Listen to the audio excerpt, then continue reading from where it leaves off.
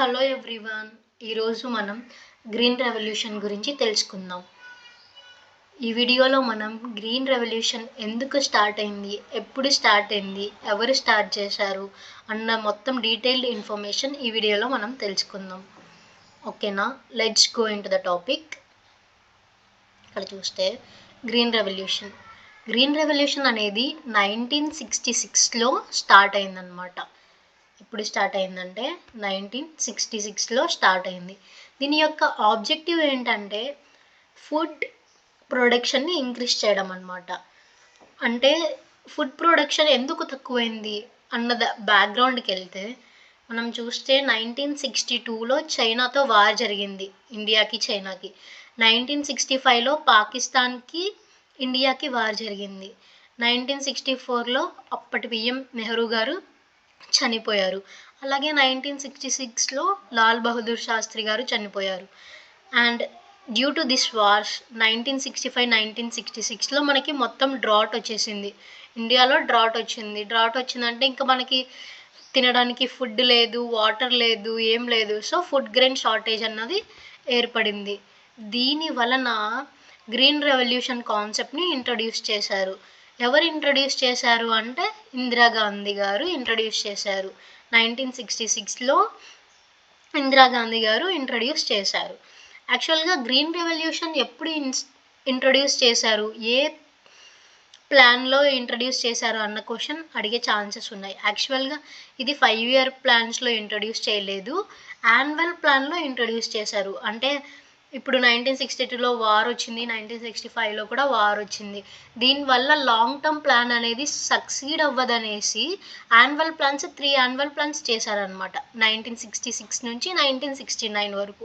అంటే 1966 to 1967, 1967 to 68 and 1968 to 1969. So ఈ annual ప్లాన్స్లో green revolution అనేది ఇంట్రడ్యూస్ చేశారు బై ఇందిరాగాంధీ మేడం. సో ఇది ఇలా క్వశ్చన్ అడిగే ఛాన్సెస్ ఉన్నాయి. యాన్యువల్ ప్లాన్స్లో ఇంట్రడ్యూస్ చేశారు అని చెప్తాం. ఓకేనా, గ్రీన్ రెవల్యూషన్ అన్న టర్మ్ని ఫస్ట్ ఎవరు కాయిన్ చేశారు, ఎవరు యూజ్ చేశారంటే విలియం ఎస్ గౌడ్ అనే అతను గ్రీన్ రెవల్యూషన్ అన్న టర్మ్ని యూజ్ చేశారు. ఓకేనా, ఫస్ట్ గ్రీన్ రెవల్యూషన్ వరల్డ్లో ఎక్కడ పుట్టింది అంటే మెక్సికోలో పుట్టిందనమాట. అంటే అక్కడ ఇంట్రడ్యూస్ చేశారు అన్న మీనింగ్. అండ్ ఈ మెక్సికోలో ఈ గ్రీన్ రెవల్యూషన్ ఇంట్రడ్యూస్ చేయడానికి ఎవరు మెయిన్ పర్సన్ అంటే నార్మన్ బోర్లాగ్. ఇతన్ని ఫస్ట్ ఇంట్రడ్యూస్ చేశారు వరల్డ్లో. అంటే ఇతన్ని father of green revolution in world అని పిలుస్తాం. Who is father of green revolution in world అని అడిగే ఛాన్సెస్ ఉన్నాయి.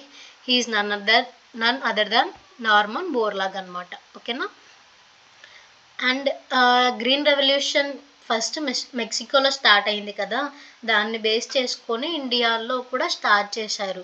మెక్సికోలో 1950sలోనే స్టార్ట్ అయింది, బట్ ఇండియాలో మనం ఆల్రెడీ చూసాం 1966లో యాన్యువల్ ప్లాన్లో ఇందిరాగాంధీ గారు ఇంట్రడ్యూస్ చేశారు. అది గుర్తుపెట్టుకోవాలి. సో ఈ ఇంట్రడ్యూస్ చేయడానికి కొంచెం ఫండ్ అనేది కావాలి కదా, మనీ అనేది. సో వాటికి హెల్ప్ చేసిన ఆర్గనైజేషన్స్ ఏంటంటే ఫోర్డ్ ఫౌండేషన్, అది ఇండియాలో అయితే ఫోర్డ్ ఫౌండేషన్ మనకి ఫండ్కి హెల్ప్ చేస్తుంది. అండ్ వరల్డ్లో మెక్సికోలో అయితే రాక్ ఫెల్లర్ ఫౌండేషన్ అన్నది సపోర్ట్ చేసిందనమాట. ఓకేనా, ఇది గుర్తుపెట్టుకోవాలి. చాలా కొన్ని ఎగ్జామ్స్లో ఈ క్వశ్చన్ వచ్చిందండి.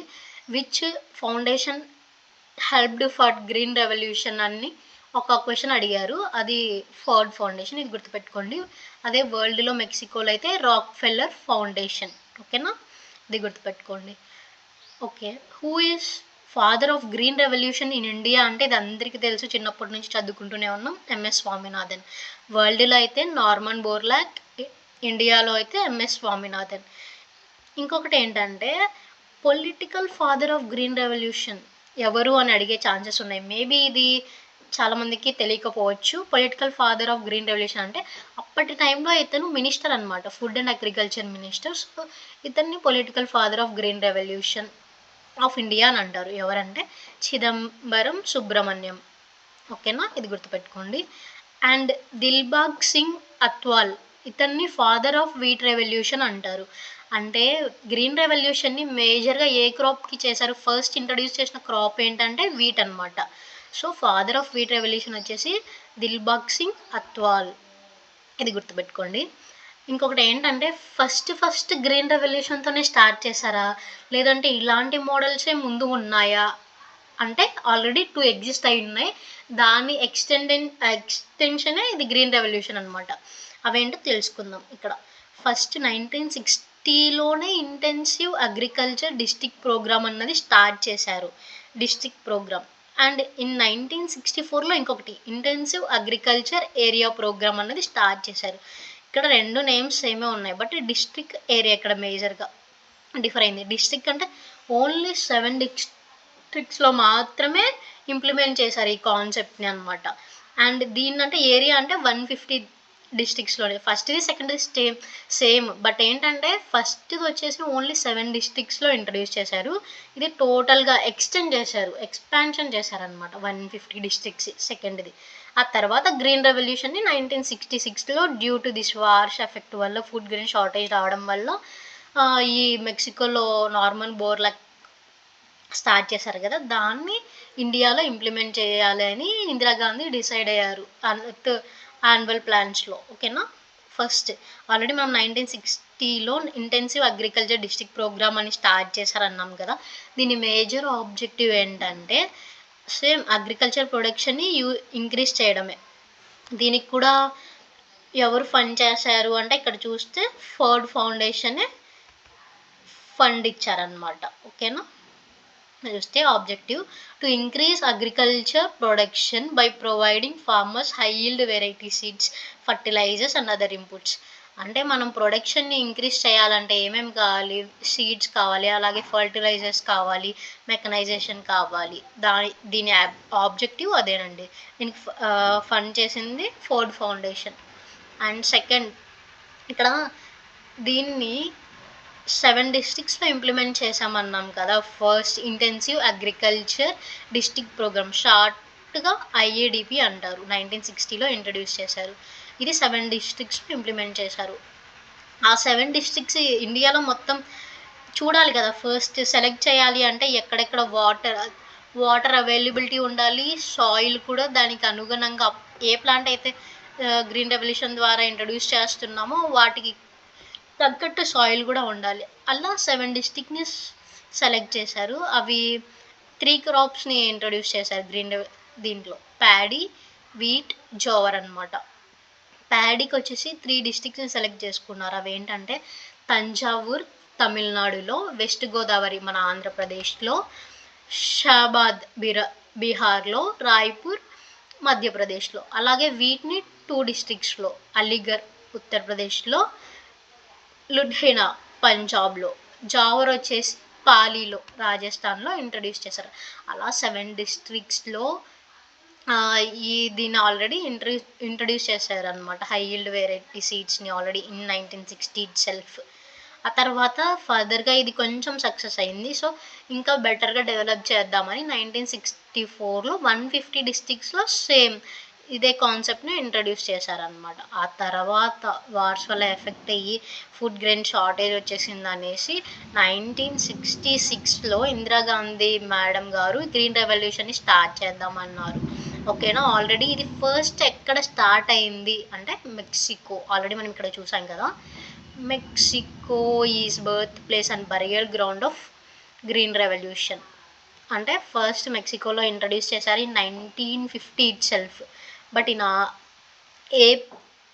ఇండియా వచ్చేసి 1966లో ఇంట్రడ్యూస్ చేసాం బై ఇందిరాగాంధీ మేడం. ఇది గుర్తుపెట్టుకోండి. యాక్చువల్గా గ్రీన్ రెవల్యూషన్ అంటే ఏంటి? ఇంక్రీజింగ్ ద ఫుడ్ ప్రొడక్షన్ని ఇంక్రీజ్ చేయడం అనేది ఆబ్జెక్టివ్. బట్ దానికి ఆ ఫుడ్ ప్రొడక్షన్ని ఇంక్రీజ్ చేయాలంటే కొన్ని స్టెప్స్ ఫాలో అవ్వాలి కదండి.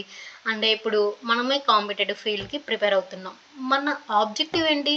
ఏదైనా ఒక గవర్నమెంట్ జాబ్ని సాధించడం. బట్ అది అచీవ్ అవ్వాలంటే ఏముండాలి, కొన్ని స్టెప్స్ తీసుకోవాలి. లైక్ కన్సిస్టెన్సీగా చదవడం, హార్డ్ వర్క్ చేయడం, డైలీ కరెంట్ అఫైర్స్ని ఫాలో అవ్వడం, ఇవన్నీ కరెక్ట్గా ఫాలో అయితేనే కదా మనం సక్సెస్ అవుతాం.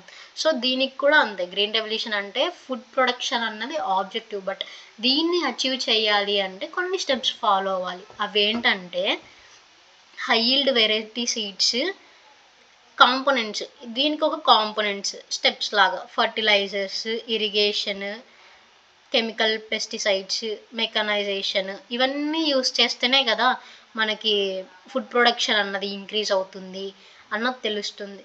అంటే మీకు డౌట్ రావచ్చు, అంటే ముందు 1966 కంటే ముందు సీడ్స్ ఏం యూస్ చేసేవాళ్ళు, ఇప్పుడేమో high yield variety seeds use చేస్తున్నాం 66 నుంచి అంటున్నాం, బట్ దీనికంటే ముందు సీడ్స్ లేవా అన్న డౌట్ రావచ్చు. అప్పుడు ఎట్లా పండించేవారు, ఇప్పుడేమో ఈ కాన్సెప్ట్ తెచ్చాం, ముందు ఎలా పండించేవారు, ఆ సీడ్స్కి దీనికి డిఫరెన్స్ ఏంటి అన్నది ఇక్కడ తెలుసుకుందాం. ఓకేనా.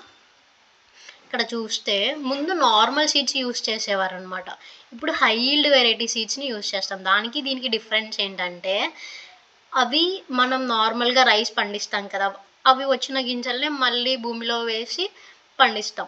అలా కాకుండా ఇప్పుడు హై ఈల్డ్ వెరైటీ సీడ్స్ని యూస్ చేస్తాం. దీనికి డిఫరెన్స్ ఏంటి చూద్దాం.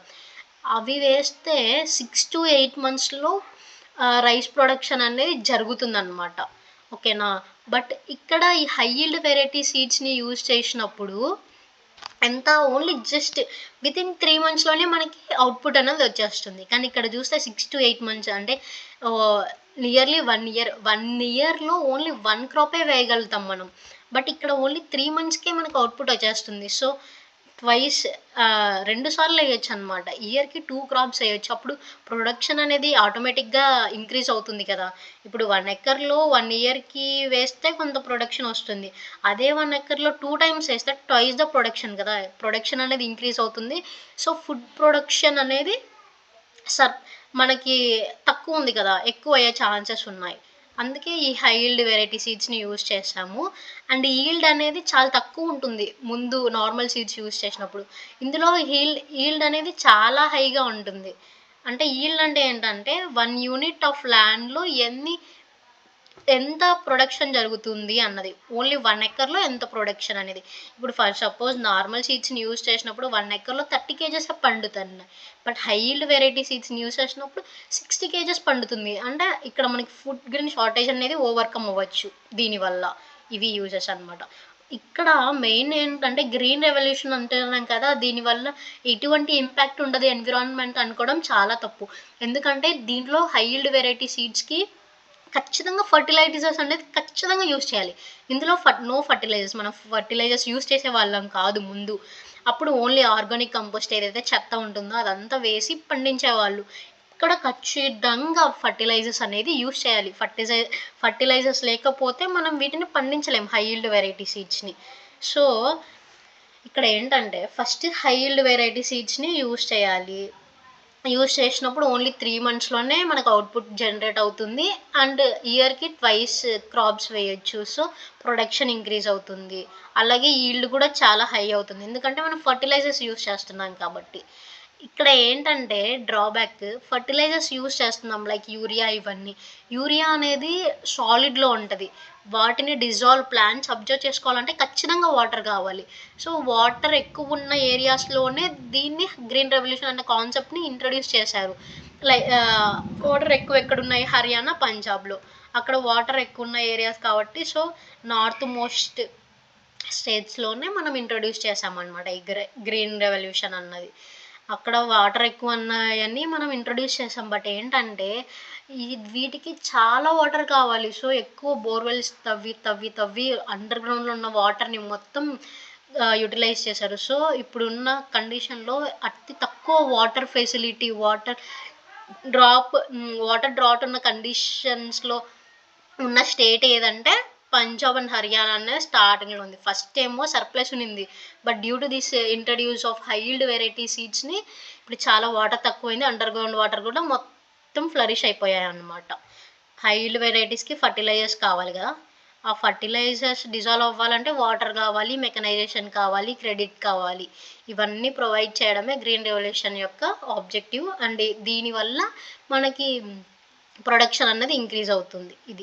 దీనివల్ల అడ్వాంటేజెస్ ఉన్నాయి, యాజ్ వెల్ యాజ్ డిసడ్వాంటేజెస్ కూడా ఉన్నాయి. డిసడ్వాంటేజెస్ ఏంటంటే ఈ హై ఈల్డ్ వెరైటీస్ అనేవి ఎక్కువ వాటర్ని అబ్జర్వ్ చేసుకుంటాయి. So over exploitation of water అన్నది ఫస్ట్ డిసడ్వాంటేజెస్. అది ఎక్కడ చూడమంటే పంజాబ్ అండ్ హర్యానాలో చూసాం. Over use of fertilisers use చేస్తే ఆటోమేటిక్గా అందరికీ తెలుసు సాయిల్ ఫర్టిలిటీ అనేది చాలా తగ్గిపోతుంది. దానివల్ల చాలా ఇంపాక్ట్ ఉంటుంది ఎన్విరాన్మెంట్కి. ఇవే disadvantages. What about the advantages ఏంటంటే మనం ఇది ఇంట్రడ్యూస్ చేసింది ఎందుకు, ఫుడ్ గ్రెయిన్ షార్టేజ్ ఉందని. సో అప్పుడు పాపులేషన్ గ్రోత్ కూడా చాలా అయిపోయింది, చాలా ఎక్కువ ఉంది. సో ఫుడ్ గ్రెయిన్ సర్ప్లస్ ఉంటేనే కదా మనం పాపులేషన్కి తగ్గట్టు అందరూ మంచిగా ఉంటారు. బట్ ఇక్కడ ఫుడ్ గ్రెయిన్స్ అనే షార్టేజ్ ఉంది, దానికోసం ఇంట్రడ్యూస్ చేసాం. దాన్ని ఓవర్కమ్ అవ్వచ్చు, అది ఒక అడ్వాంటేజెస్. అండ్ రూరల్లో ఎంప్లాయ్మెంట్ అనేది కూడా కొంచెం జనరేట్ అయింది. ఇవి అడ్వాంటేజెస్ అనమాట. ఇంకొకటి ఏంటంటే క్వశ్చన్ మేబీ ఇలా అడిగే ఛాన్సెస్ ఉన్నాయి, ఖచ్చితంగా గుర్తుపెట్టుకోవాలి. ఏంటంటే గ్రీన్ రెవల్యూషన్ ఏ క్రాప్కి ఫస్ట్ ఇంట్రడ్యూస్ చేశారో అని అడుగుతారు. వీట్. యాక్చువల్గా మనం ఎక్కువ సౌత్ ఇండియన్స్ రైస్ తింటాం కదా, రైస్ అని అనుకుంటాం. కాదు, ఇది ఇంట్రడ్యూస్ చేసింది ఎక్కడ, నార్త్లో అంటే మోస్ట్లీ వాళ్ళు అక్కడ వీట్నే ప్రొడ్యూస్ చేస్తారు. అవే కదా తినేది, గోధుమలు, చపాతీ అంతా వాళ్ళు అక్కడ మేజర్ క్రాప్ ఇదే కదా. సో వీటికి ఫస్ట్ గ్రీన్ రెవల్యూషన్ అన్నది ఇంట్రడ్యూస్ చేస్తాం. ఆ తర్వాత రైస్, జోర్, బాజ్రా, మైస్, వీటికి గ్రీన్ రెవల్యూషన్ అన్న కాన్సెప్ట్ని ఇంట్రడ్యూస్ చేస్తాం. అండ్ ఇక్కడ కూడా ఒకటి గమనిస్తే వీటికి వెరైటీ సీడ్స్ ఏంటి అని అడిగే ఛాన్సెస్ ఉన్నాయి. వీటికి వెరైటీ సీడ్స్ ఏం యూస్ చేస్తామంటే మేయో, సొనారో, లెర్మా, రోజా, ఈ 3 అనేవి వెరైటీ సీడ్స్ ఆఫ్ వీట్. ఇవి ఎలా గుర్తుపెట్టుకోవాలి, మేబీ కష్టంగా ఉండొచ్చు. మీకు ఒకటి ట్రిక్ చెప్తాను. ఏంటంటే రోజా సన్ యొక్క బర్త్డే మేలో అనమాట. రోజా సన్ యొక్క బర్త్డే మేలో. రోజా అంటే లెర్మా రోజా, సన్ యొక్క బర్త్డే అంటే సొనారో అంటే సన్ యొక్క బర్త్డే మేలో అనమాట. మేలో అంటే మేయో. ఇది గుర్తుపెట్టుకుంటే వెరైటీ సీడ్స్ ఆఫ్ వీట్ అనేది తెలుస్తుంది. ఇక్కడ ప్యాడీ అంటే ఏంటి, రైస్ కదా. ఆర్ అంటే రైస్ అని గుర్తుపెట్టుకోండి. IR38, IR3 ఒకటి, IR8 ఒకటి, వెరైటీ సీడ్స్ ఆఫ్ ప్యాడీ. ఇవి గుర్తుపెట్టుకుంటే సరిపోతుంది. ఓకేనా? ఐ థింక్ మీకు ఓవరాల్గా గ్రీన్ రెవల్యూషన్ అంటే ఏంటి, ఎప్పుడు ఇంట్రడ్యూస్ చేశారు, ఆ గ్రీన్ రెవల్యూషన్ ఇంక్రీజ్ ఆఫ్ ప్రొడక్షన్కి కావాల్సిన కాంపోనెంట్స్ ఏంటి అన్నది మొత్తం డీటెయిల్డ్గా ఈ వీడియోలో మీకు అర్థమైందనే అనుకుంటున్నాను. ఇన్ కేస్ నా ఎక్స్ప్లెనేషన్ మీకు నచ్చినట్లయితే ఖచ్చితంగా లైక్ అండ్ సబ్స్క్రైబ్ చేసుకోండి. ఇలాంటి వీడియోస్ మరిన్ని చేస్తూ ఉంటాను. మీరు లైక్ చేస్తే I will get further support and I will do. ఇది ఎందుకు చేస్తున్నానంటే మేబీ ఇది నాకు కూడా యూజ్ అవ్వచ్చు. నేను కూడా కాంపిటేటివ్ ఫీల్డ్కే ప్రిపేర్ అవుతున్నాను. ఎప్పుడైనా చూసుకుంటూ ఉండొచ్చు, నా ఎక్స్ప్లెనేషన్ని చూసుకుంటే వింటూ ఉంటే బాగా గుర్తుంటుంది. వేరే వాళ్ళకి షేర్ చేద్దామన్న థాట్తో ఈ ఛానల్ని స్టార్ట్ చేశాను. అండ్ నాకు కూడా ఒక రివైజ్ లాగా ఉంటుంది, ఎప్పుడైనా కావాలంటే ఈ వీడియోస్ చూసుకుంటే బాగుంటుందన్న ఐడియాతో స్టార్ట్ చేశాను. ఒకవేళ మీకు ఈ వీడియో నచ్చినట్లయితే you like and subscribe this and comment in the comment section. Okay, thank you.